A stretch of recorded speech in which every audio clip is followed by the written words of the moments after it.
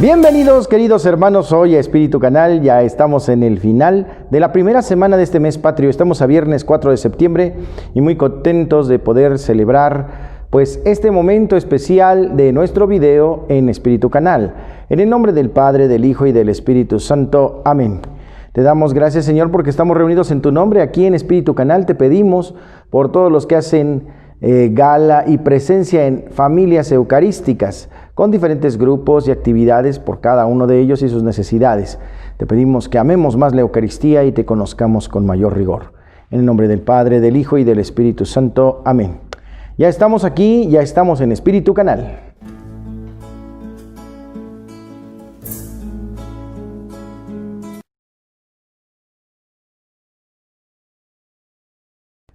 Del Santo Evangelio según San Lucas, capítulo 4, versículos de 38 al 44. En aquel tiempo Jesús salió de la sinagoga y entró en la casa de Simón. La suegra de Simón estaba con fiebre muy alta y le pidieron a Jesús que hiciera algo por ella. Jesús, de pie junto a ella, mandó con energía la fiebre y la fiebre desapareció. Ella se levantó enseguida y se puso a servirles. Al meterse el sol, todos los que tenían enfermos se los llevaron a Jesús y él, imponiéndoles las manos sobre cada uno, los fue curando de sus enfermedades. De muchos de ellos salían también demonios que gritaban: «Tú eres el Hijo de Dios». Pero él les ordenaba enérgicamente que se callaran, porque sabían que él era el Mesías. Al día siguiente se fue a un lugar solitario y la gente lo andaba buscando. Cuando lo encontraron, quisieron retenerlo para que no se alejara de ellos, pero él les dijo: «También tengo que anunciarles el reino de Dios a las otras ciudades, pues para eso he sido enviado». Y se fue a predicar en las sinagogas de Judea. Palabra del Señor. Pues, queridos hermanos, la reflexión en esta ocasión del Santo Evangelio nos habla precisamente de permanecer en ese corazón sagrado que el Señor nos ha otorgado. ¿Cómo podemos ayunar cuando estamos de fiesta? Cuando estamos de fiesta no hay ayuno, no hay dieta, no hay nada de eso. Es un día especial por el cual tenemos que celebrar, que tenemos que comer de un modo muy especial, ya que estamos celebrando precisamente las bodas. Si nosotros no nos damos cuenta de esa celebración y si vivimos lejos de la verdad, entonces nos pasará lo que el otro evangelio que decíamos hace unos días, acerca de no estar con el vestido de fiesta adecuados en el interior y el exterior a la celebración de la presencia de Dios.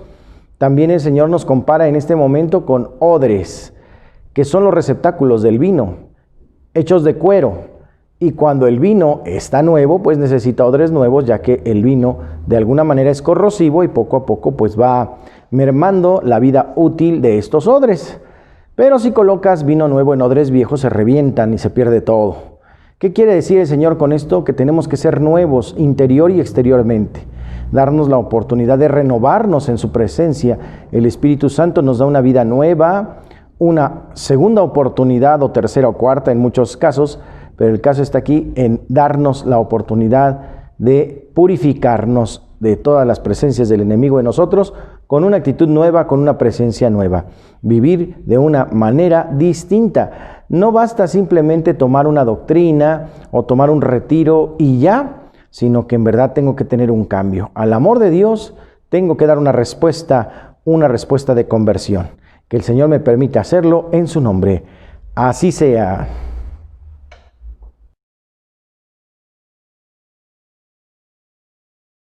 En el tema de hoy hablemos de Reiki. ¿Qué es esto del Reiki? Ha venido a ser algo muy novedoso y muy popular. ¿Tiene algo que ver con el cristianismo? ¿Es posible que nosotros cristianos nos metamos en estas ondas? Mikao Usui nació el 15 de agosto de 1865 en Japón y creció en Taniai, Mura, Miyama Cho, Yamagata. Su padre fue Usaemon y su madre de la familia Kawai. En 1869, Usui ingresó al monasterio Tendal, donde aprendió Hoigong hasta su adolescencia. En 1892 pasó a la secta Tendai, al budismo Shingon. A pesar de su vida pobre, viajó a China Estados Unidos y Europa, y se formó académicamente. Tuvo conocimientos sobre medicina, historia, psicología y sobre los dogmas y doctrinas de las religiones mundiales, especialmente los Kyoten, o sea, los budistas. Fue misionero, empleado del gobierno, comerciante, periodista y secretario del alcalde de Tokio. También formó parte del gobierno de Taiwán de Kodama Gentaro. Usui contrajo nupcias con Sadako Suki, con quien tuvo 2 hijos, uno varón llamado Fuji y una hija sobre la que no se tienen datos. Poco tiempo después del nacimiento de sus hijos, la familia de Uzi se vio fragmentada posiblemente por el interés de en la religión cristiana, las sectas budistas y el esoterismo. Fue por estos motivos que Uzi decidió buscar una mente en paz. En 1918 comienza a adiestrarse en el budismo Zen, actividad que le llevará 3 años, debido a no poder lograr lo que en el Zen se denominaba el Satori, o sea, iluminación. Uzi se marcha a morir una vez, de acuerdo a la contestación de su interrogante por parte de su maestro. Inmediatamente abandona a su familia y se retira al monte Kurama a realizar una práctica de meditación llamada Shiogyo. En este monte permanecerá por 21 días. Luego de sentir un gran Reiki sobre su cabeza, encontró el Satori y adquirió el poder de sanación llamado Reiki. Ryo. Se dice que luego de esto regresó a su hogar y curó a su esposa que se encontraba enferma. Usui decidió compartir su logro con todo el mundo haciendo accesible el conocimiento del nivel Shoden. Ya para abril de 1922, Usui creó el Usui Reiki de método de sanación e inauguró su primera clínica Aoyama, Tokio, donde enseñó y practicó Reiki. Se instruyó aún más en budismo, Shinto, Mahayana y descubrió el Reihu, método de fuerza y la limpieza del cuerpo, mente y espíritu. Dio por primera vez Reihu en Harahatu, Tokio, en 1922. Originalmente, Usui aplicaba sus técnicas intuitivamente sobre las zonas doloridas de los pacientes, pero luego se vio obligado a crear un método que volcó en los manuales llamado Usui Reiki. Después del terremoto de 1923, Usui practicó sus métodos en varias víctimas de la catástrofe. Debido a su supuesto éxito, en 1925 mudó su centro a Nakano, y desde allí comenzó a desplegar el Reiki por todo Japón. Murió el 9 de marzo de 1926 de un infarto en uno de sus viajes a un pueblo llamado Fukuyama en Hiroshima. Se estima que enseñó Reiki a más de 2,000 estudiantes. Entre ellos, 17 fueron maestros de nivel y alguno de ellos pues destacó impresionantemente. La Sociedad Usui Reiki del Método de Sanación fue fundada en abril de 1922 y hasta nuestros días existe. Se reúnen semanalmente en Tokio y llaman a sus reuniones Suyoukai, y 2 veces al año en las sucursales. En estas reuniones se hacen una serie de ritualismos, una ceremonia en la cual el maestro da a los estudiantes sintonización que servirá para purificar y abrir más los canales. Una guía de sanación Reiki se hizo presente y bueno, pues cualquier persona puede estudiar el primer nivel. No obstante, los niveles más avanzados solo se otorgan a quienes demuestran condiciones. El segundo nivel es llamado Okuden y algunos estudiantes pueden tardar hasta 10 años para alcanzarlo. El nivel de maestro es dado pocas veces y en esta sociedad solo 6 lo han logrado de 500 miembros. Reiki dice ser un método de sanación que utiliza la energía universal de vida. Esta energía sería guiada por una conciencia superior que algunos conocieran como Dios o su propio ser superior. Esta energía no es producida por el sanador, sino por el mismo ser superior. Quien practica Reiki considera que todo lo existente es energía, desde el pensamiento hasta los elementos, y nosotros somos como una irradiación de esa energía. Este campo electromagnético se produce con la energía que nos rodea. Estaría compuesta por varias capas que nos rodean y con el paso de nuestras vidas se iría nutriendo de traumas y problemas emocionales que quedarían atrapados como en una red, la cual crearía bloqueos en el flujo de la energía universal de vida. Estas energías serían esenciales para la vida e incluso más importantes que el aire y el agua. Sería entonces la sanación Reiki la que ayudaría al flujo de la energía a desbloquear los problemas energéticos que serían los indicadores de la enfermedad física. Los 5 principios establecidos por Mikao Usui son: 1. Solo por hoy, no te enojes. 2. Solo por hoy, no te preocupes. 3. Honra a tus padres, maestros y ancianos. 4. Gana tu vida honradamente. 5. Demuestra gratitud a todos los seres vivientes. El tratamiento de Reiki consiste simplemente en la colocación de las manos por parte del reikista sobre el cuerpo del paciente con el único fin de lograr que la energía fluya. Sería dejar que la energía fluya entre dos o más personas con el único propósito de compartir sanación. El Reiki puede también autoaplicarse. Existen conjunto de posiciones para las manos que se enseña tradicionalmente. No obstante, no es necesario seguir estas posiciones. Ante una zona determinada que el reikista considere de interés, éste puede mantener sus manos sobre ella por el tiempo que considere necesario. Los sistemas varían de acuerdo al reikista, pero mayormente se trabaja en una primera sesión que se llama limpieza de los 21 días, y se supone que en este periodo la energía trabaja limpiando un chakra, comenzando por el chakra raíz y culminando por lo que es en corona. Esta energía fluiría 3 veces a través de los chakras en el transcurso de 3 semanas. Luego se efectuaría un alineamiento en el que la energía trabajará a un nivel mayor. Algunos reikistas consideran que además de curar, el Reiki ayudará a conectarnos con nuestros guías espirituales y hasta con los ángeles. Antes del arribo de la filosofía budista a Japón, existía en esas islas un tipo de religiosidad primitiva y similar a otras de otros pueblos arcaicos. Esta se denomina Shintoísmo y es llamado así en el siglo VIII para diferenciarse del budismo. Surgió el culto a la naturaleza de las religiones populares y esto se refleja en las ceremonias que invocan a los poderes misteriosos de la naturaleza. En 1945 el shintoísmo estatal, que creía el emperador descendiente de Dios Sol, perdió su rango oficial y en la actualidad el culto es privado. El ser humano primitivo en su concepción de las fuerzas de la naturaleza arribó a una instancia en que creyó mediante diferentes prácticas el poder apaciguarlas, lo que devino en la creencia del poder controlarlas. A ellos se le denominan magia o hechicería.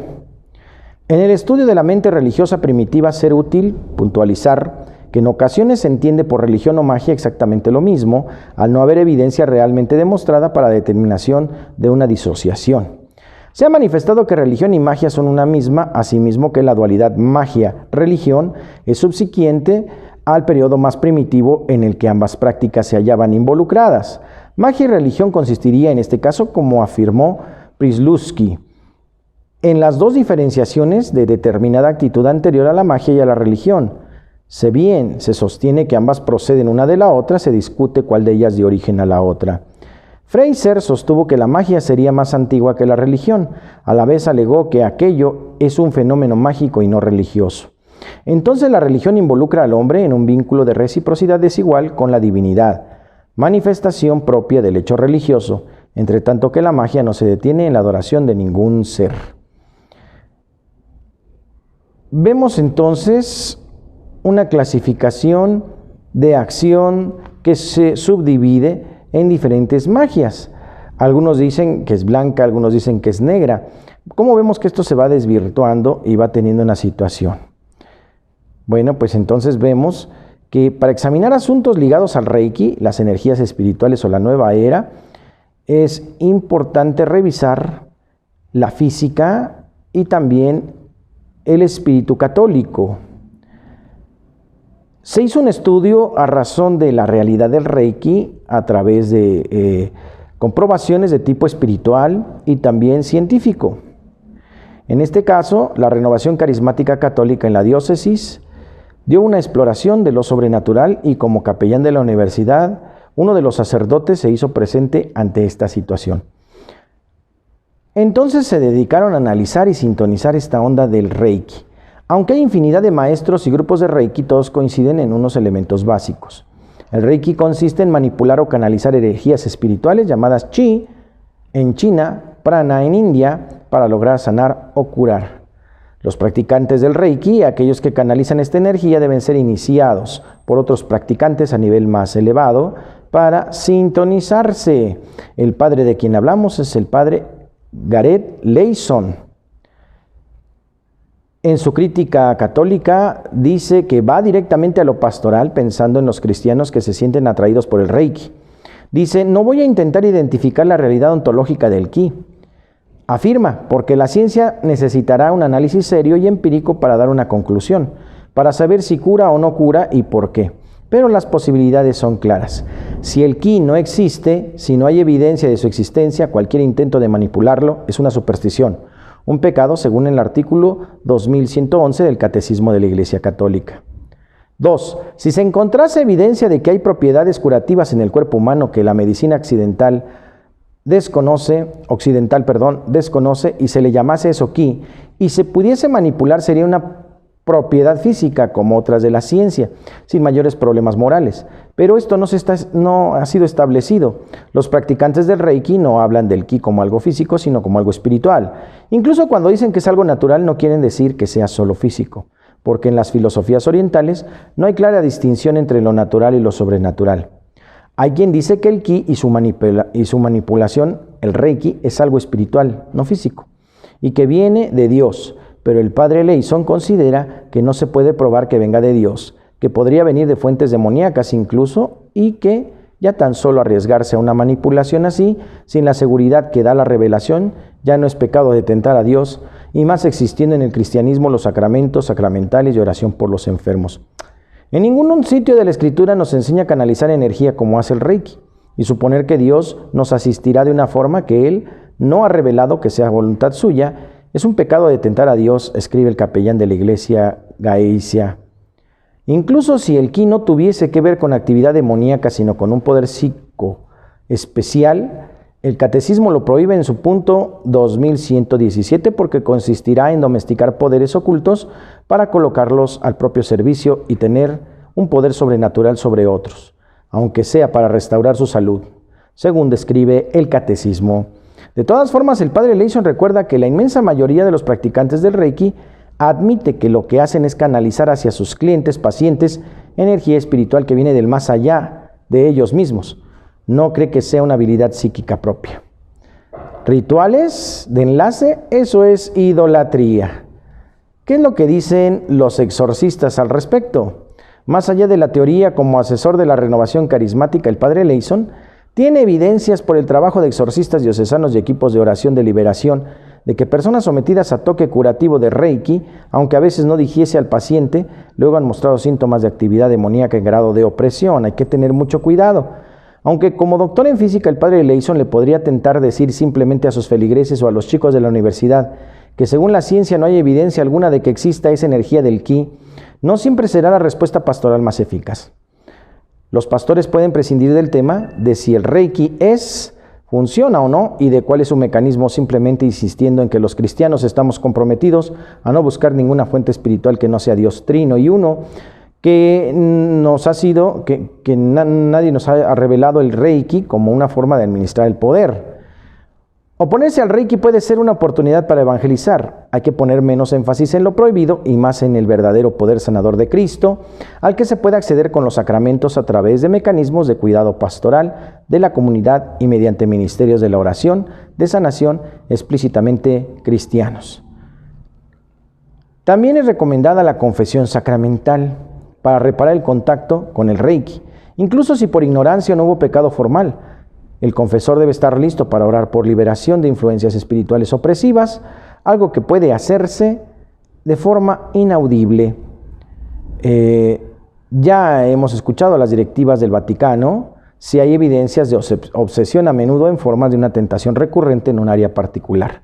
Se remite al canon 1172 del Código de 1983, interpretado a la luz de la Carta de la Doctrina de la Fe de 1985. Inde ab aliquot annis. Casos más complejos que esos, recuerda, están reservados al exorcista diocesano. En misa abundan lecturas sobre adorar solo a Dios o sobre el poder curador de Cristo. El sacerdote plantea un punto más importante que lo meramente demoníaco, el dinero. Si un parroquiano está realizando prácticas de Reiki y otras terapias sanadoras para ganarse la vida o redondeando ingresos en su farmacia, tienda de flores o perfumes, le puede ofrecer a la comunidad cristiana apoyo económico o laboral que le facilite abandonar esa línea de negocio que en época de crisis puede ser crucial. En cuanto al trato de las autoridades civiles, considera que la mejor estrategia es conseguir que éstas obliguen a etiquetar al Reiki en publicidad y folletos como una práctica espiritual, no una simple terapia. Y a los cristianos insistirles, no deben acudir a ningún poder espiritual que no sea Jesucristo el Salvador, Dios Padre Bueno y el Espíritu Santo, la Santa Trinidad. El tema de hoy, hablemos del Reiki.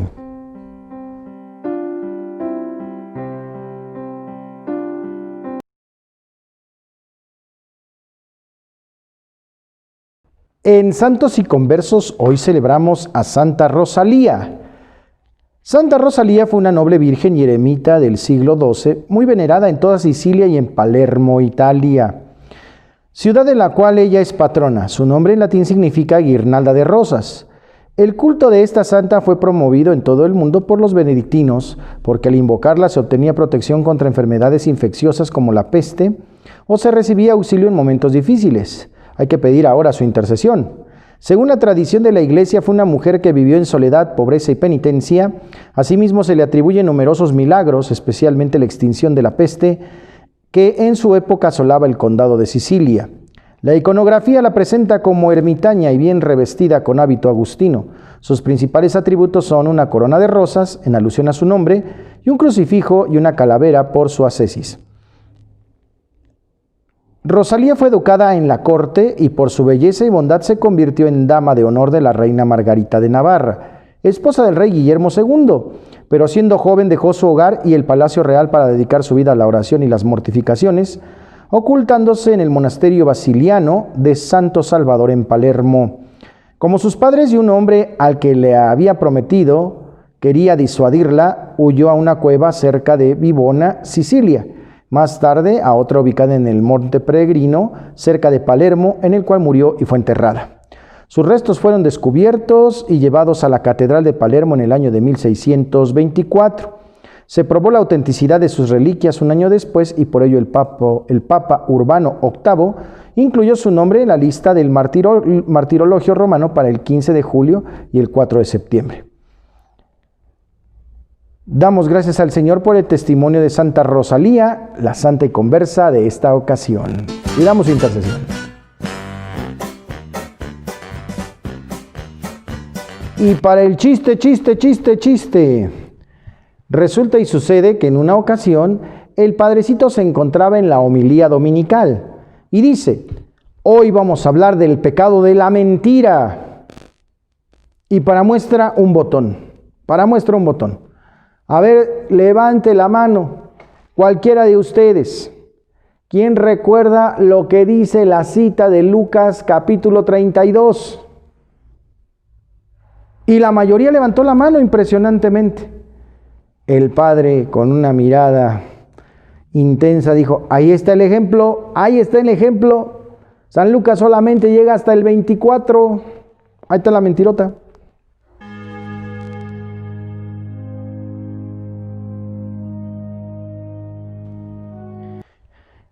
En las curiosidades de la Iglesia Católica, hoy comenzamos los escritos poéticos con un libro maravilloso, el libro de los Salmos. Un momento privilegiado del encuentro y del diálogo con Dios es sin duda la oración. Sí, además esta oración se reviste de poesía y de música. Estamos entonces rozando la frontera de lo divino. Pues bien, eso es precisamente el libro de los Salmos, plegarias, cantos, poesías, expresiones inigualables de la experiencia religiosa de Israel, una de las joyas poéticas de la literatura universal. Punto número 1, formación de un oracional. A lo largo de la historia de Israel se crearon oraciones y se recogieron y adaptaron de los pueblos vecinos. Poco a poco se fueron formando colecciones y con el paso del tiempo, estas colecciones dieron lugar a lo que hoy conocemos como el libro de los Salmos. En el siglo III a.C. parece que el proceso de formación ya está concluido. El libro se compone de 150 salmos cuya numeración varía según el texto hebreo, nuestra traducción, o la versión griega de los 70. Por eso en los salmos siempre encontramos dos números, uno afuera del paréntesis y otro dentro. Uno corresponde a la traducción del hebreo, que es nuestra traducción, y la otra que es la de los 70, la griega, que se utiliza en la liturgia y que la presente traducción coloca entre paréntesis. De eso se trata, no perdamos ahí el dato. Punto número 2, géneros literarios. Los salmos son oraciones poéticas que aprovechan al máximo las posibilidades del lenguaje con el fin de expresar la experiencia religiosa de un pueblo y de sus miembros en su relación con Dios. Como poesías se valen de todos los recursos literarios y ponen de relieve las distintas mentalidades existentes en cada época. Los salmos pueden dividirse en familias según el género literario que utilicen: himnos, súplica o instrucción. Los himnos Tienen como centro la alabanza de Dios y como ambiente de referencia el culto y la liturgia. Las súplicas piden a Dios la solución y el auxilio para las situaciones difíciles que vive el individuo, enfermedades, peligros, enemigos, cercanía a la muerte. O el pueblo vive guerras, sequía, hambre y exilio. Las instrucciones son los salmos didácticos y sapienciales que tienen como finalidad enseñar y exhortar a las personas o a la comunidad. Esta división casi nunca se presenta en estado puro, pues muchos salmos son mixtos, es decir, tienen características de varios géneros. Por tanto, la clasificación que acabamos de establecer y que concretamente vamos vislumbrando en el desarrollo debe ser de manera flexible. Punto número 3. Motivos religiosos. El gran protagonista de los salmos es Dios. Para sus autores, el Señor se convierte en el motivo de la alabanza, destinatario de la súplica u origen de las maravillas que existen en la naturaleza y en el hombre. El Señor además es descrito con sus diferentes características: fidelidad, justicia, misericordia, generosidad para con los hombres y con el pueblo de Israel. Los salmos perfilan, por tanto, el rostro de Dios, pero también representan los caminos privilegiados que tiene Israel para dirigirse a su Señor. Mediante ellos, el pueblo establece un diálogo personal con su Dios y experimenta su consuelo a través de su amor infinito. Por último, Jesús de Nazaret y la Iglesia de todos los tiempos han orado con estos mismos salmos al Padre, pero lo han hecho de manera nueva a partir del Padre Nuestro, la oración que les otorga todo sentido. Hermanos, tenemos en las curiosidades el libro maravilloso de los Salmos.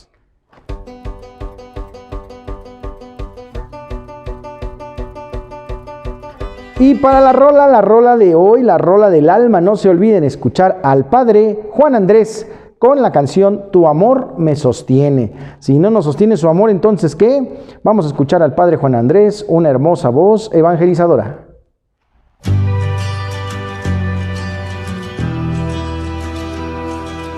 A la buena onda de hoy quiero compartirles el testimonio de la hermana Deirde Diri Birneposk. Ella es cirujana y militar retirada, participó en la Convención Republicana Nacional, dijo que no solo es provida, sino es provida eterna.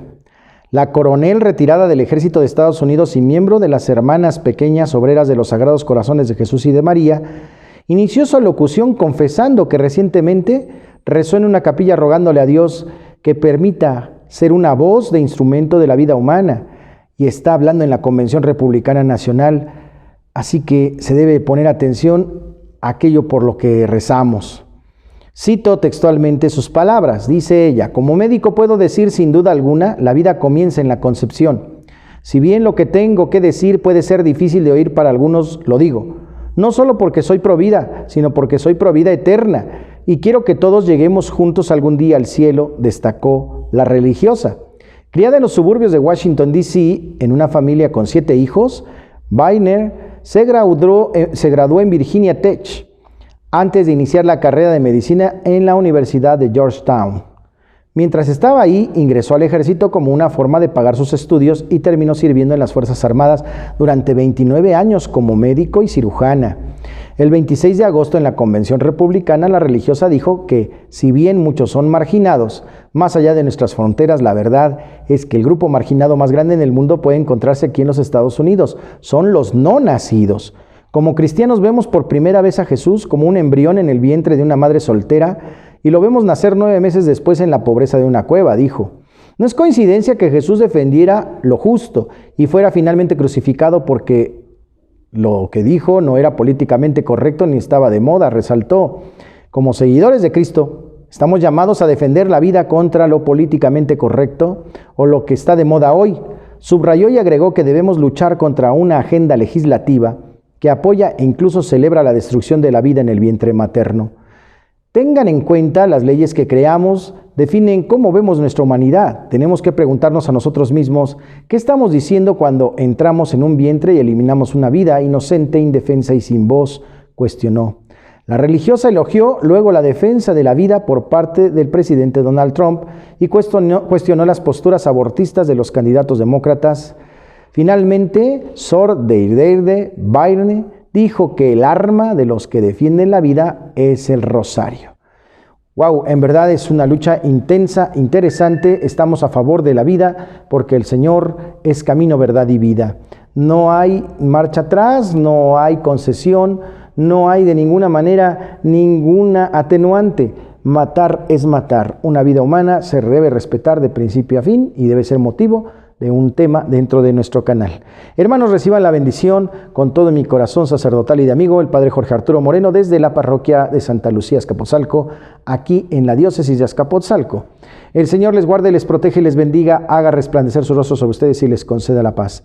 Que les bendiga siempre el Padre, el Hijo y el Espíritu Santo. Permanezcan ustedes para siempre con todos y sus familias. Que así sea. No se olviden, estamos de lunes a viernes en Espíritu Canal. Mándenos sus comentarios, por favor, compartan los videos, inviten a hermanos a que se suscriban para que esta herramienta se conozca un poquito más. Gracias a todos por su paciencia con nosotros, a veces tenemos algunos errores, pero queremos hacer todo de corazón, el Señor nos va impulsando y de veras lo preparamos con mucho cariño. Muchas gracias a todos, tengan buen fin de semana.